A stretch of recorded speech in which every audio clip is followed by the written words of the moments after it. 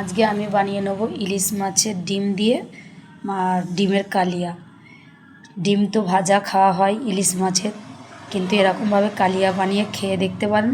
কালিয়াটা মানে এই ঝোল আর একটু ডিম, এর সঙ্গে আপনারা অনায়াসে এক বাসন ভাত খেয়ে নিতে পারবেন। তাই কিভাবে বানাচ্ছি আপনারা আমার ভিডিওর মাধ্যমে দেখুন।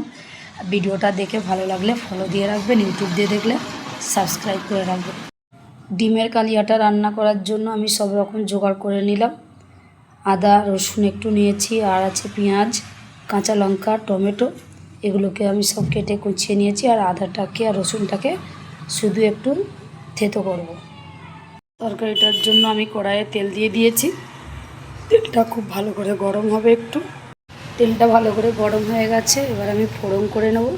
ফোড়নে দিচ্ছি কালো জিরে আর কাঁচা লঙ্কা।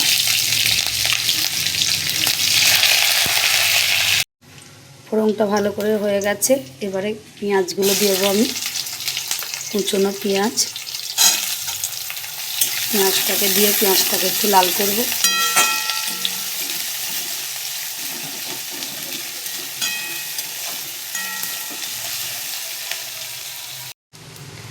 পেঁয়াজটা লাল হয়ে গেছে খুব ভালো করে। এবারে আমি আদা রসুনটাকে বেটে নিয়েছি, একটু বাটা নয়, একটু শুধু থেতো করেছি। এটাকে দিয়েও একটু আমি কষাবো। আমি কিন্তু তরকারিতে তেল খুব কম দিয়েছি, তাই একটু নাড়তে হবে বেশি, নাহলে তরকারিটা লেগে যাবে। আর উপর দিয়ে দেবো কেটে রাখা টমেটোটাকে দিয়েও একসঙ্গে আমি কষতে থাকবো। তেল পেঁয়াজ টমেটো একসঙ্গে আগে একটু কষিয়ে নেবো ভালো করে। টমেটোটা ভালো করে গলে এসছে, একটু ভাজা ভাজা হয়ে গেছে। এবার আমি মশলাগুলো একে একে দিয়ে দেবো। প্রথমেই দিয়ে দেবো একটু হলুদ গুঁড়ো, আর দিয়ে দেবো অল্প একটু নুন।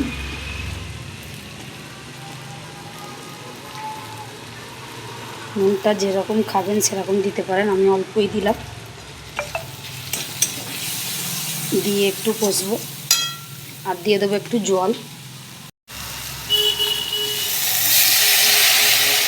জলটাকে দিয়ে দিলাম।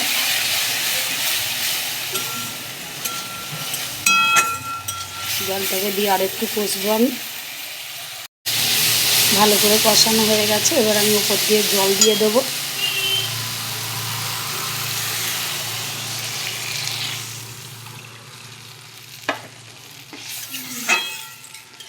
জলটাকে দিয়ে আমি একটু জলটাকে ফুটতে দেব।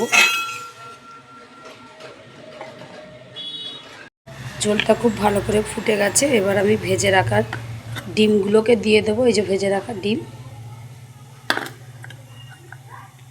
ডিমগুলো একটা একটা করে দিয়ে দেব।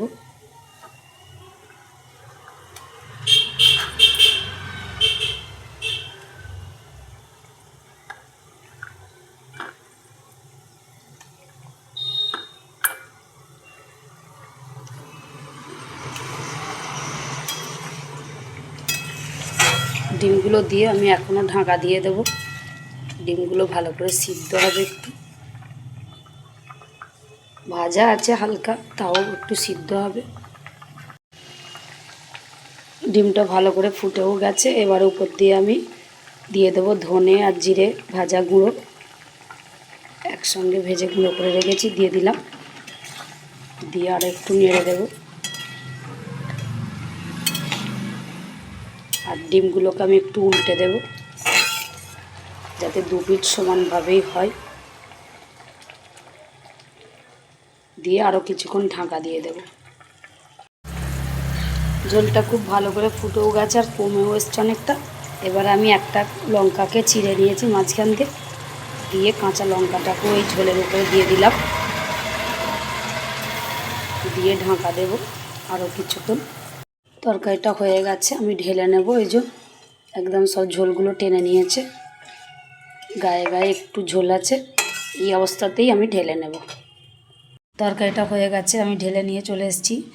ইলিশ মাছের ডিমের কালিয়া, ইলিশ মাছের যে ডিম, সেই ডিমের কালিয়া আমি আজকে বানিয়ে নিয়েছি। গরম ভাতের সাথে খেতে খুব ভালো লাগবে। ভাজার তুলনায় এরকমভাবে কালিয়া করে খেয়ে দেখতে পারেন আপনারা।